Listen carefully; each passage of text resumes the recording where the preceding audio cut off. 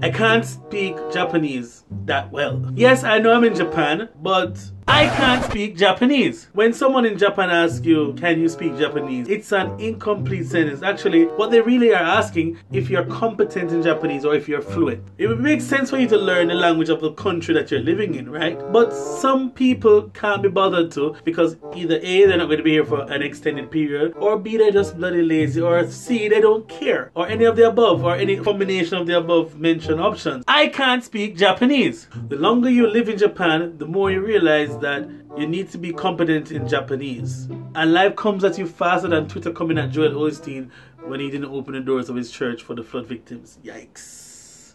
Too soon?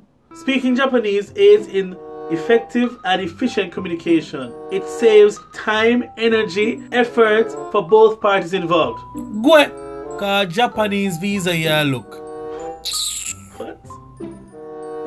But the truth is, I can't speak Japanese fluently. What's interesting is that the Japanese person will always try to speak to me in the most basic baby level of Japanese, repeat a gazillion times the same thing over and over again in different ways, and yet still I'm like, I can't speak Japanese. And I still don't get it. This happens to be at the bank, at the phone company, City Hall, all these places, right? And I'm like, no. And then they be like, sumimasen, you know, and I'm like, why are you telling me sumimasen? I should sue you for messing with my time. What is messing with my time? What is wrong with you today?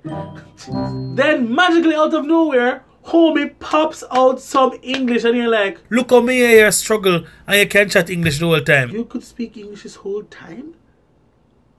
Damn. In the comments down below, tell me your experience. Tell me your Japanese level and any funny stories you have involving you not being able to communicate in Japanese properly. And I'll see you in the next video.